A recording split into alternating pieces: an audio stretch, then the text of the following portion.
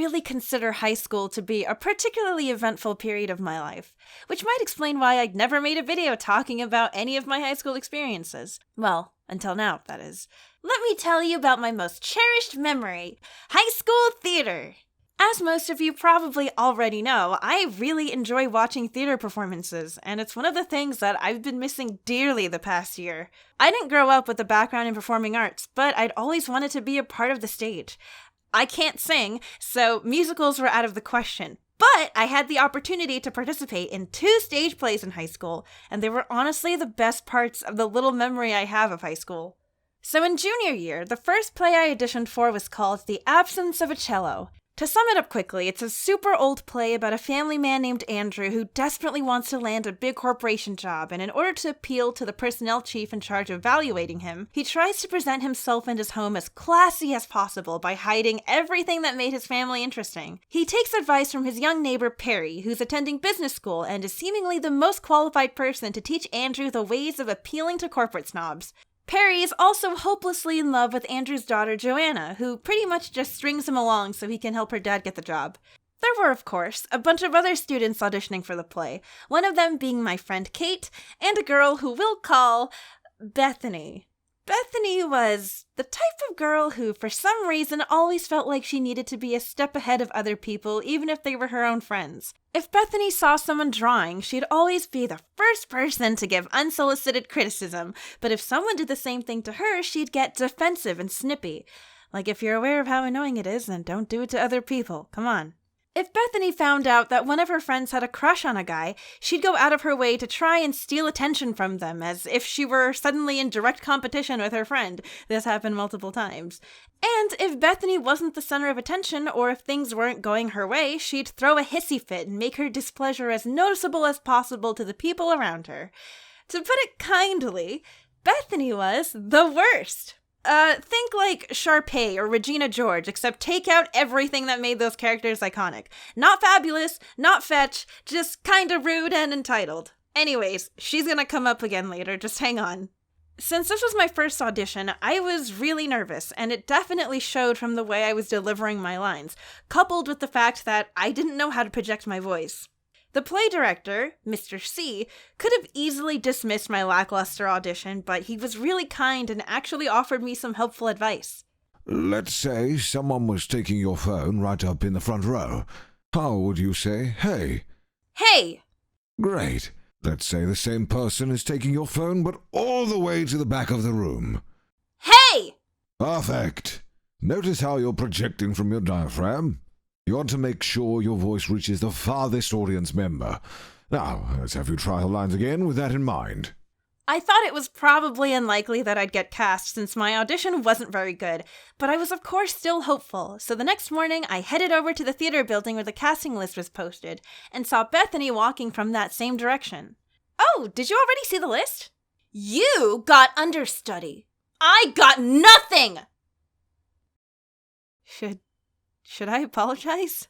Sure enough, there was my name right next to understudy. Even though it technically meant I wasn't guaranteed a role since an understudy was just a replacement in the event of a dropout, I was still really excited to show up to rehearsals every day.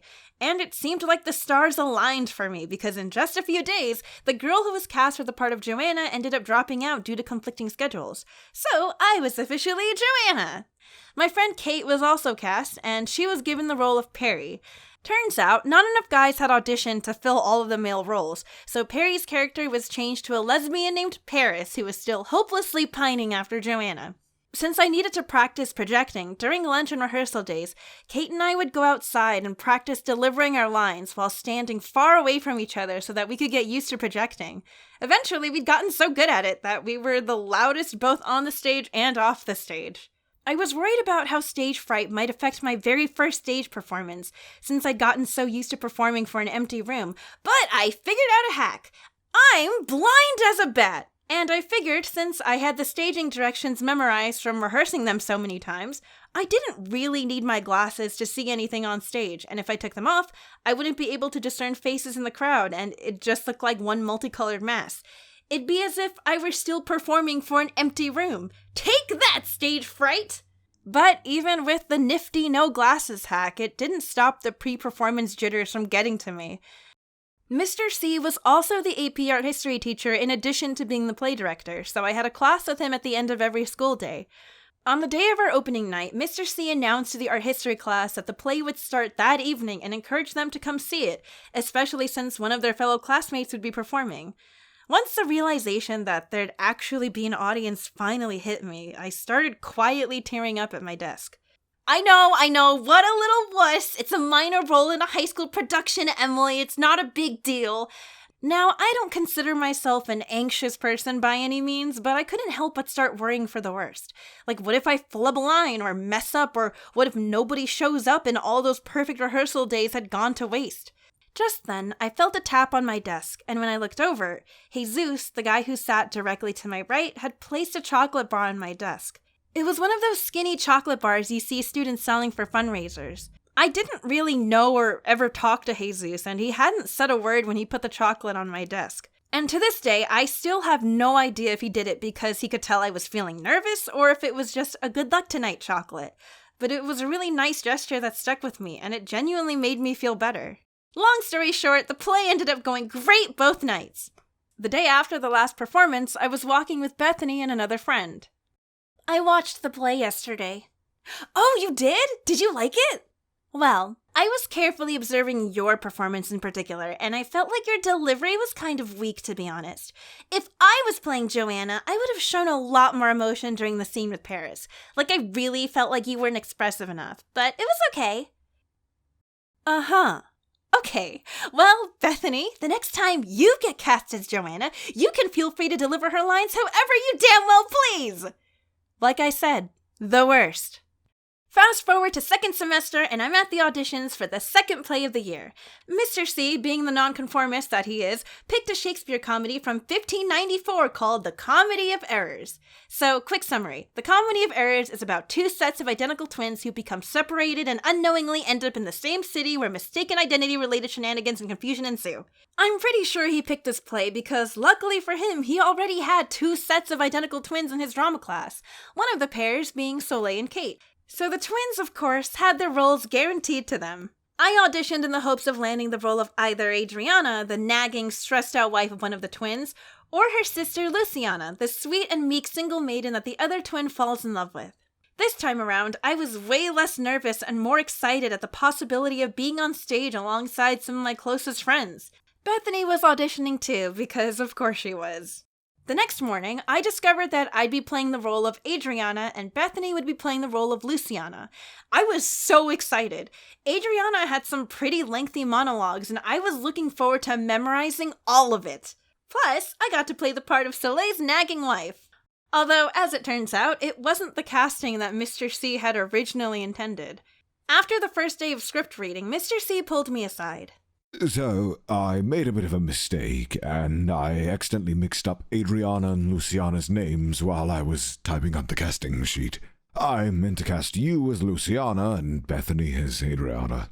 Oh, did you want me to switch roles? Well, if you'd like to play the role of Adriana, you can keep it. It's not that I don't think that you can play a mean character. I just don't know if Bethany can play a nice one. Mr. C, was that shade just now? I was genuinely excited about the idea of playing a moodier character, and to be honest, the pettier side of myself was well aware that Adriana was a bigger role than Luciana, and I wasn't about to let Bethany rub that in my face for the following weeks, so I told Mr. C I wished to keep the role of Adriana, to which he agreed. This play was especially exciting for us because we got to take measurements for period costumes. We were really upping the production quality this time around, and I was pumped. The cast was a lot bigger than the last play, and the script was a little harder to decipher because of the Shakespearean English. But almost everyone did a pretty good job with showing up to all the rehearsals and going off book in a timely manner. I say almost everyone because one person was really slacking. No, it wasn't Bethany. They had a fairly small role, so they didn't have nearly as many lines to memorize as the rest of the cast. But for whatever reason, they frequently ditched rehearsals, and when they did show up, they messed around and seemed overall pretty disinterested, which led to them still needing the book weeks after the rest of us had already gone off book. This really annoyed Soleil, who was, quite frankly, busting her ass at every rehearsal and memorizing a bajillion lines since she was one of the main characters. And one rehearsal day, just a week or two before opening night, that one problem actor still didn't have their lines memorized, and Soleil had just about had it. The air was really tense that day, and Soleil was staring daggers into the guy who was holding the playback. The scene we were rehearsing that day just so happened to be the scene where her character threatened to gouge out my eyes. All the other times we rehearsed this scene, it felt more comical and fun, but this time her fury was genuine and everyone could feel it. Say, wherefore didst thou lock me forth today? And why dost thou deny the bag of gold? I did not, gentle husband, lock thee forth. And, gentle master, I received no gold, but I confess, sir, that we were locked out. Dissembling villain, thou speakest false in both. Dissembling harlot, thou art false in all, and art confederate with a damned pack to make a loathsome abject scorn of me.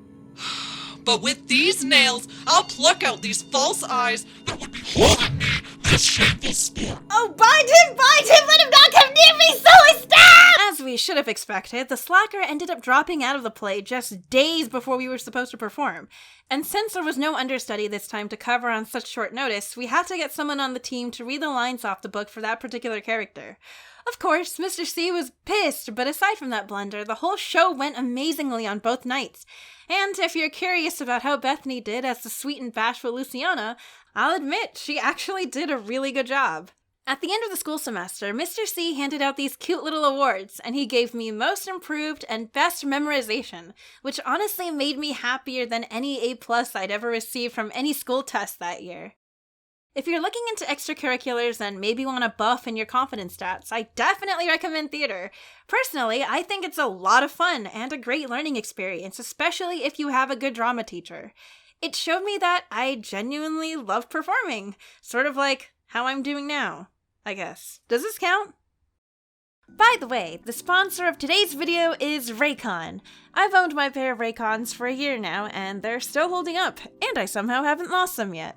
Raycon offers their wireless earbuds in a range of fun colors and patterns, a variety of fit options, and no dangling wires or stems to get in the way of your daily activities. I've been trying to take better care of my skin recently by avoiding contact between my phone and my cheeks, so my earbuds have been super useful for making phone calls without the fear of germs touching my face. As you've heard me mention before, Raycon gives you 6 hours of playtime, seamless Bluetooth pairing, more bass, and a more compact design for a comfortable, noise-isolating fit. It's premium wireless audio for half the price, and they have a 45-day free return policy if they're not to your liking. Click the link in the description box or go to buyraycon.com/Emery2 to get 15% off your Raycon purchase.